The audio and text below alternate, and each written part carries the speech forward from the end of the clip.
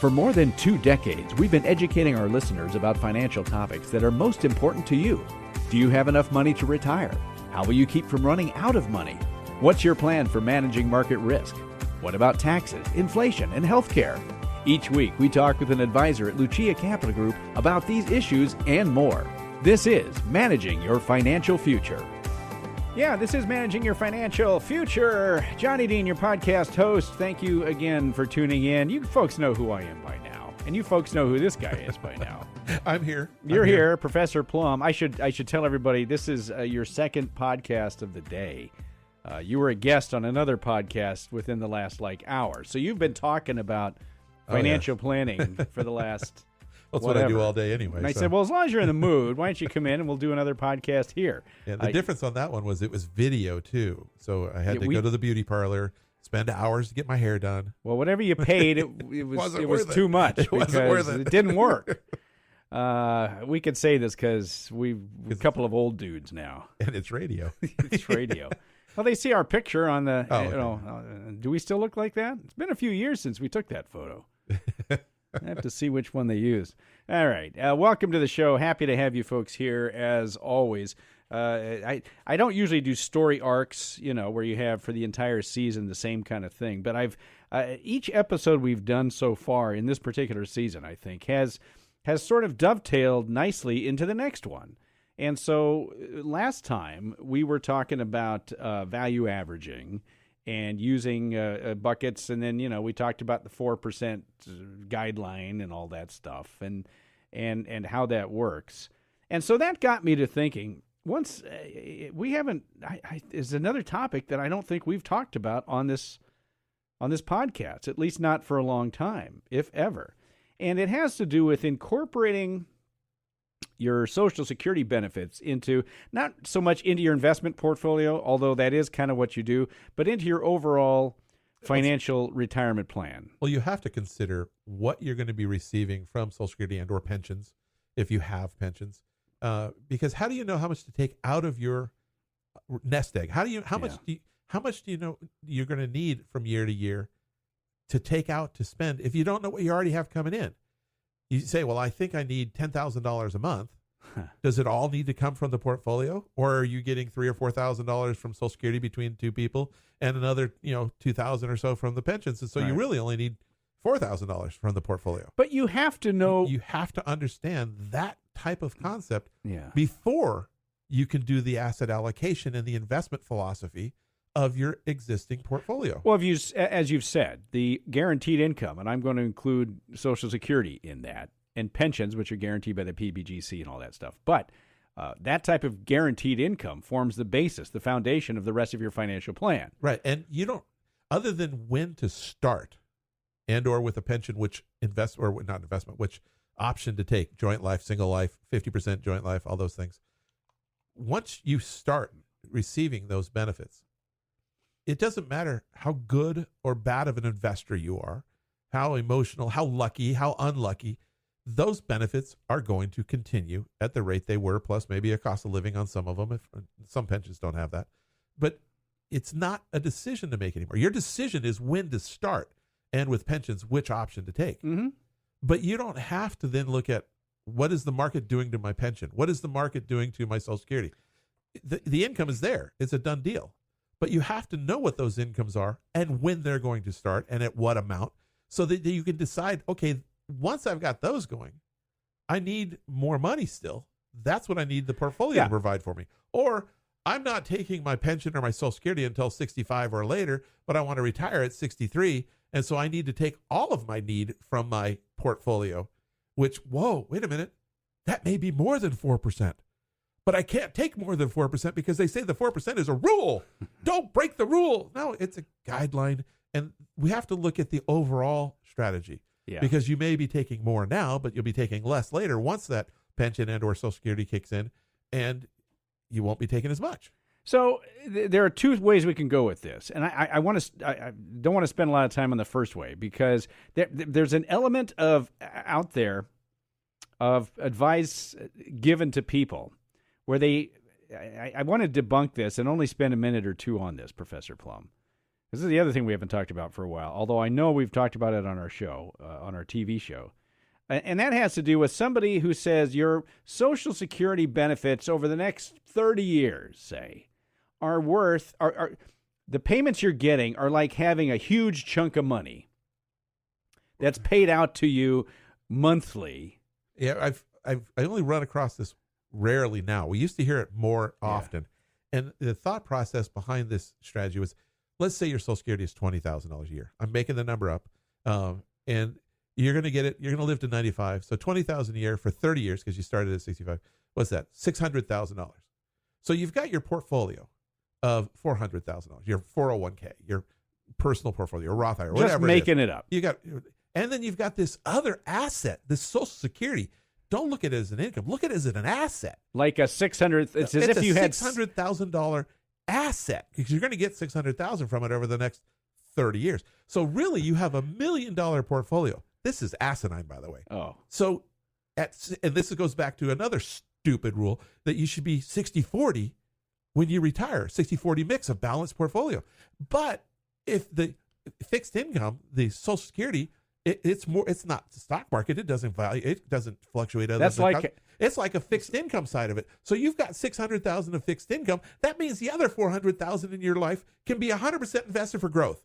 How stupid is that? First off, are you going to guarantee that you're going to live for 30 years to age 95? No. And how do you value that? Do you use a discount rate? Because if I don't need $600,000 today.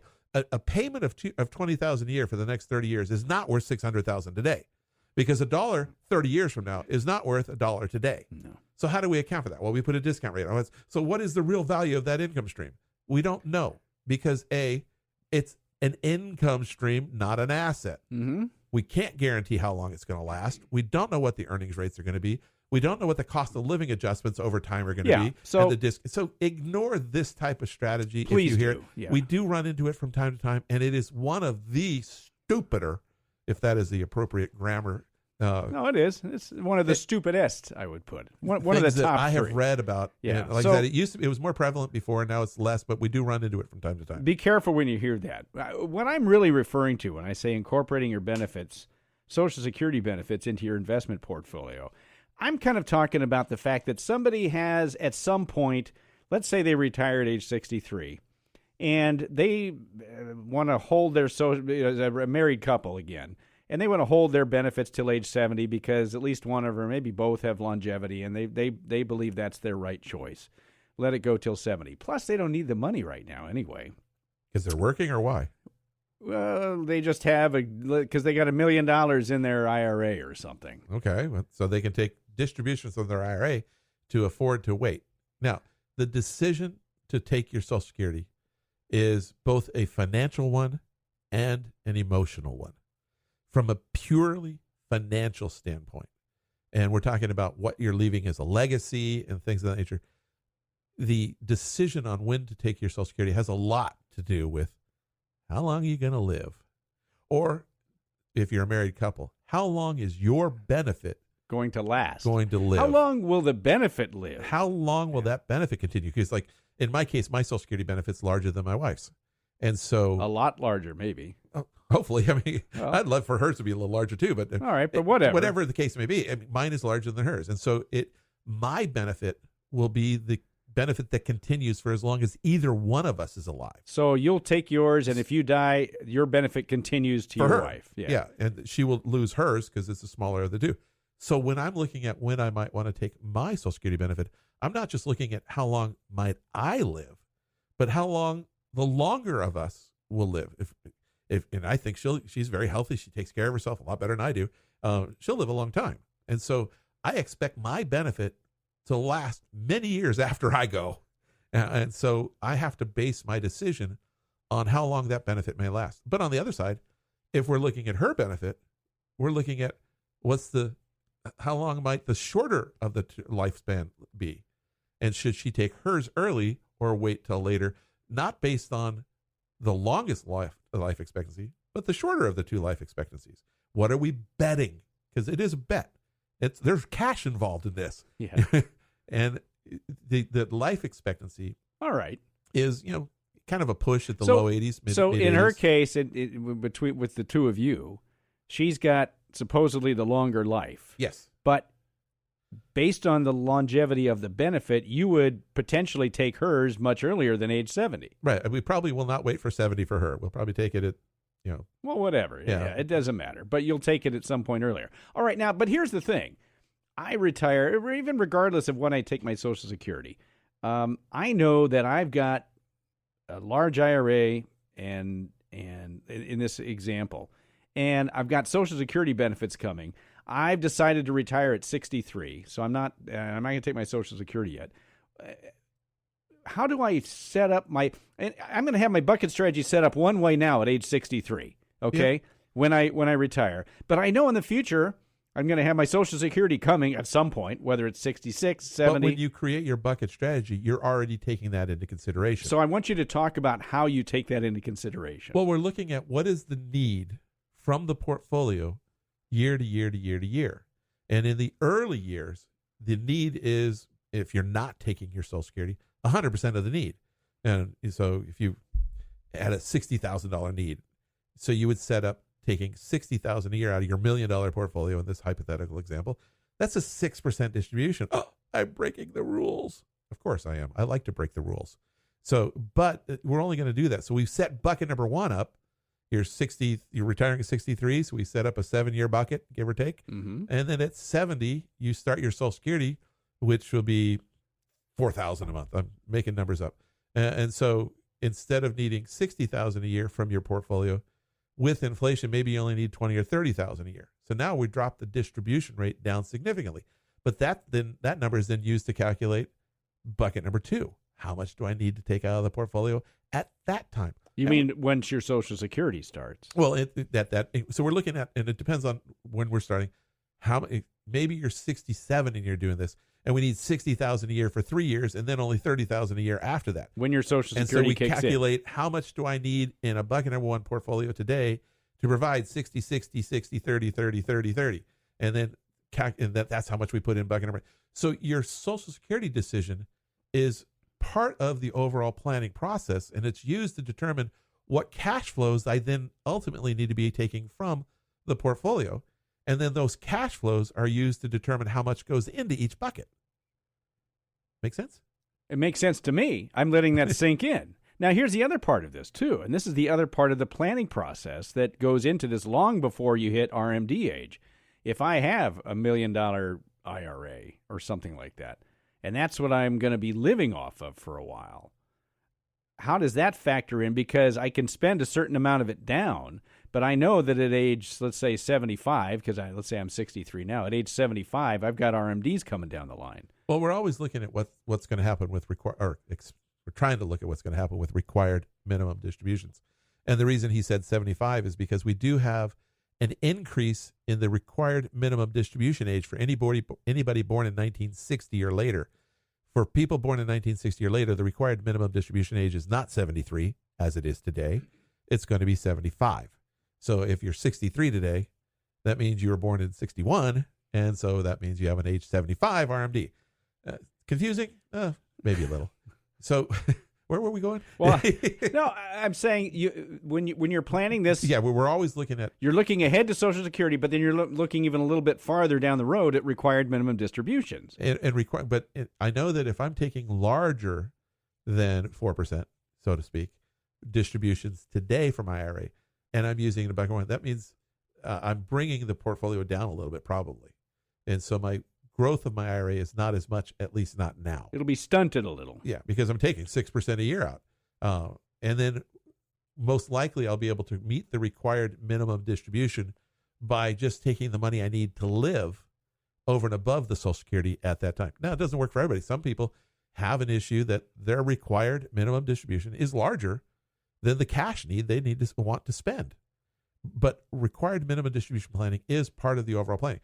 I was actually teaching a class this morning to some other financial advisors, and we were talking about required minimum distributions, incorporating required minimum distributions into the overall planning process. And how do we go about investing the IRA to make sure that we're dealing with this? And there's a difference between investing for cash flow and investing purely for required minimum distributions.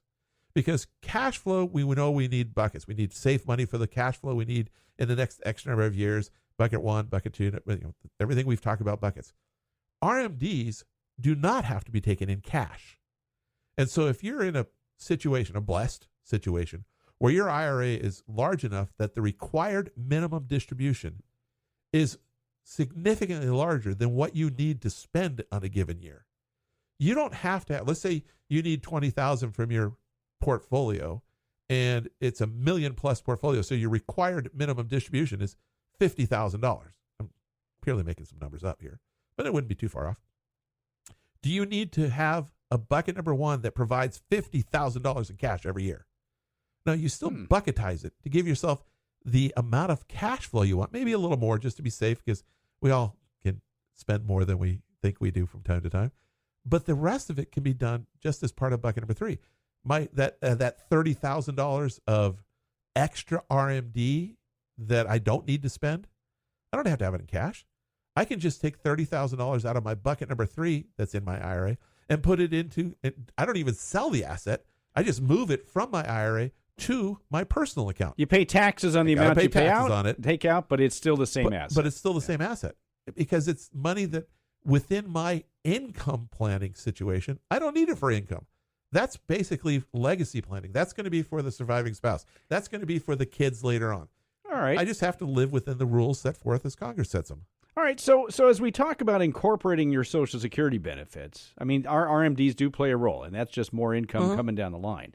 But when we talk about incorporating your Social Security benefits into your planning, Social Security can be taxed or not taxed.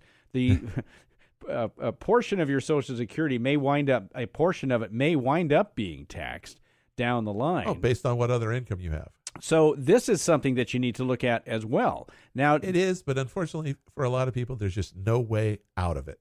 Now, what that person is doing, let's say they got that $1 million IRA, they're not going to take their Social Security for 7 years. They're 63. They need $60,000 a year to live. Well, as a married couple, you can have $110,000 of income in the 12% income tax bracket. So maybe I take the $60,000 to live, but then I take another $50,000 and do a conversion. So I'm really taking $110,000 out, and I'm paying a true 12% income tax bracket. Then when I get out to age 70 and I start my Social Security and my income need drops dramatically, I have very little IRA left. And so the amount of money, maybe I'm taking $10,000 a year out of my IRA, $20,000 a year out of my IRA, but between that and the Social Security, it doesn't affect the taxation. I'm still needing $60,000, $70,000, $80,000 a year, but because I'm only taking 20 or so from the 20 or 30 from this and 50 this, and I may not be paying any taxes. So I got away from paying tax on Social Security by using tax brackets efficiently. Does it work for everybody? No, because sometimes you just have too much money. Oh, what a shame. It doesn't work for everybody, but it's something to look at, and it's something to look at before you get to 70. Do you ever tell anybody who is thinking of taking their Social Security at age 62, 63, 64, do you ever tell them to hold off on that and take more out of to get their income rather than from Social Security, get their income from their IRA, because their IRA is going to really mess with once they hit RMD age? Well, you phrased it in a way. I don't necessarily tell somebody you have to do this. Well, I will bring it up to them and say, advise this could be, oh yes. That's what I'm saying. I hope I'm being clear to the folks listening as to what I mean. Somebody says, we start with what is the most financially efficient way to do your Social Security claiming strategy? And based on your situation, the fact that your parents are still alive and they're very healthy, the fact that your grandparents are still alive and healthy and they're live a long time. You've got longevity through the roof. You don't hang glide. You don't do any of these scary things that can shorten things. You're expected, or your spouse is expected, to live a really long time. So from a purely financial standpoint, you probably should consider waiting. So if we're waiting, then let's take this money and make it as efficient as possible. Let's use the conversions. Let's use the money from the IRAs. Let's not, yes, you could live on your personal money for the next 10 years and pay no income taxes. But it'd be better in many cases to pay some taxes in the 10 and 12% bracket than let it go for 10 years and then be jumping into not only the 24% bracket, but you have to pay tax on your Social Security as well. So yes, those are all part of the planning process. And taxes could be are an issue. Go back to the old levels too. We don't know. We'll see what happens in a couple of years when the current tax rules sunset. At the end of 25, so right, another for the 2026 tax year. Right, another 20 months or whatever it is. Okay, so when you're talking about Social Security here, if somebody says I had planned on taking my, I'm getting $1,800 a month or something like that from Social Security, there are instances, as you just said, where you might say, well, why don't you take it from your IRA? This. Consider you taking it from your IRA and then let your Social Security benefits grow. Right, and so if somebody who has started taking their Social Security within the last couple of months, and it looks this way, and we say, you know what, this may not have been the most financially efficient decision for you, assuming these factors, you could live a long time, such and such and such and such. And they'll say, well, I've already started it, so I can't do anything about it. Well, there is a one-time get-out-of-jail-free card. Yeah, talk about that for a second. We don't ever mention that. I haven't done it for a while. If I've started my Social Security, and I'm within 12 months of starting my Social Security, and I'm not 70 years of age, I can undo. I can get a mulligan on it. I can undo the decision, pay them back what I've received, and make it as if I'd never received it. And that way, it'll grow all the way until I start it again. Now, it can only be done once, and it can only be done within the 12 months of starting. We used to, years and years ago, be able to do it all the way to age 70. Started at 62, bankroll the benefit all the way to age 70, pay it all back, but you didn't pay back any interest. You just paid back the benefit. Yeah. And then reset your benefit to age 70. Yeah, they took that away from us 20 years ago. And then, about 10 years ago, they took a lot of our other options to file and suspend, the delete. Oh, yeah. Because they found out we liked that. And they found out that there are ways to game that system. Well, gaming, it sounds terrible. We found a way to use the rules that they set forth in a manner that helped an individual. That's the short word is gaming it is what it is. So gaming it has a negative connotation. I don't mean we it just use the rules that they set forth to the benefit of the individual. And when they changed the rules 10 years ago, they even came out and said, you're getting more than we think you should be getting. And I'm like, whatever. Yeah, because it was helping you people. We don't like happen. that. No. But Social Security is complex. And I mentioned, we're talking about just the purely financial aspect, but the emotional aspect is, I understand that if I live that long, then it's going to be beneficial for me to wait, but it doesn't feel right to me. I know that I can afford to do it. You've shown me, the plan. You've shown me how the plan works. And it could save me taxes in the future. And all this. Yeah. But I want my Social Security now. And I'm going to take my Social Security now. Okay. Hey, fine. There are always financial elements and emotional elements to any financial planning decision. And unfortunately, many times, the emotional element overrides the financial side. The one emotional element that I've heard about taking Social Security as early as possible was because it's going to run out. Because the check will bounce one day, or they don't even write checks anymore. That they won't be able to credit your account. They won't be able to raise the number in your account. Yeah, they won't make the deposit. Yeah, it's like, please stop that. Well, they kind of tipped their hand several months back now when they were doing the last budget that was falling apart last year, and they're saying Grandma might not get her Social Security check if we don't do that. Well, wait a minute. There's plenty of money in the supposed trust fund at the moment. It's not going to run out until 10 years from now. Why are you going to cut Grandma's check now? Because it's part of the actual budget? No. So don't give me this BS about the other thing. It doesn't work. It doesn't work like that. They're going to use it to scare the living you-know-what out of you. That's all to get you to vote the way they want you to vote. Yes. That's exactly what they do. It cannot possibly run out ever. And this isn't a right or left discussion. No, they're politicians. They're all crooks. They cannot, well, not all of them, but I mean, you get corrupted by the system that you're in. Oh, gosh. And it's just, maybe I would be too, I don't want to get into that. Keeping this on that level, though, you have options when it comes to taking your Social Security. And I would suggest that it's a good idea to talk to an advisor about before you take your Social Security, because there may be, even though they took away a lot of our options, there's still things that you can do. And when you're trying to develop your investment thesis, your investment strategy. How do you know how to develop your investment strategy if you don't know how much money you need from your portfolio?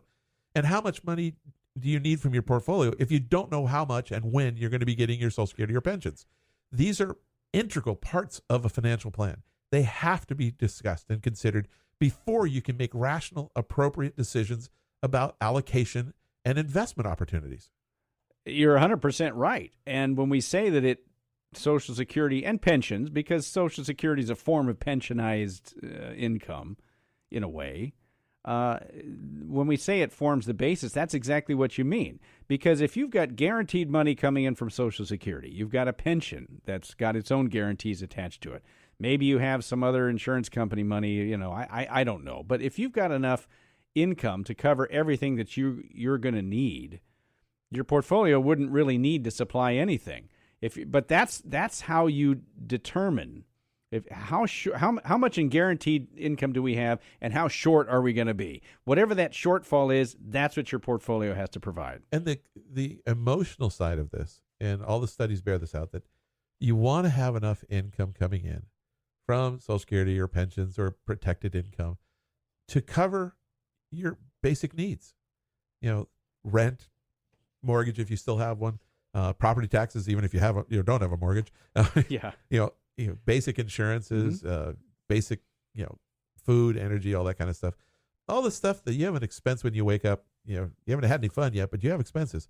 You want to have enough income coming in from Social Security, pensions, or a protected income to cover all those. These are all this. Now, they don't necessarily, you don't need that today, but at some point you're going to want to turn this on. And so when we're developing, this goes into a whole other part of the discussion of how much direct guaranteed income do you need, and should you be considering? Not everybody needs to consider a protected income bucket. Not everybody should have one of these lifetime income type contracts. Right. And so if you've got enough money from Social Security and pensions to cover all your basic needs and everything you're doing, except for some variable, travel or something that can change from year to year, you don't need to even consider one of these protected income buckets. No, but it's there. It's potentially there. And I should throw this in before we've got just a few minutes left. This, I've talked about this a couple of times, and it's popular. This bucket strategy guide. Oh, yeah. You've seen it because you've looked at it. You actually helped write some of it. If you want to know what we're talking about when we say protected income, what are we talking about when we say a different bucket? What about alternatives and all that kind of stuff? If you want to know more about this stuff, you can download our guide. I suggest you do that. You go to luciacap.com, LUCIACAP.com. Type in the search bar up top, bucket strategy, and it should be the first thing that comes up. You can download it. I said it's free, and it is. Read it. It's got everything you need to know about buckets, but it also starts out with a simple explanation of buckets. You can almost stop there. I'm not saying you should. I would suggest you get deeper into it, but this will tell you exactly how buckets works. And I should say buckets the way the Lucia Capital Group bucket strategy. Buckets the right way. I'm glad you said that. I hope that passes muster. Compliance. We're going to find out. The bucket strategy, I like to call it. There's a bucket strategy, but there's the bucket strategy, and that's what this is. So download it, go to luciacap.com, and get that information.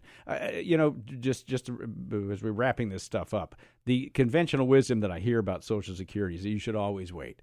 I mean, this is the default. If you read, journalists do this all the time, and people who say they're some kind of financial expert, and they say, you get 8% increase per year. Why would you ever take it as late as possible? Yeah, but what if you die at 71? Well, that's the or your thing. Family history doesn't say late 80s. Well, they tend to throw that in by saying, of course, if you expect to die early, then you should take it early. But always wait.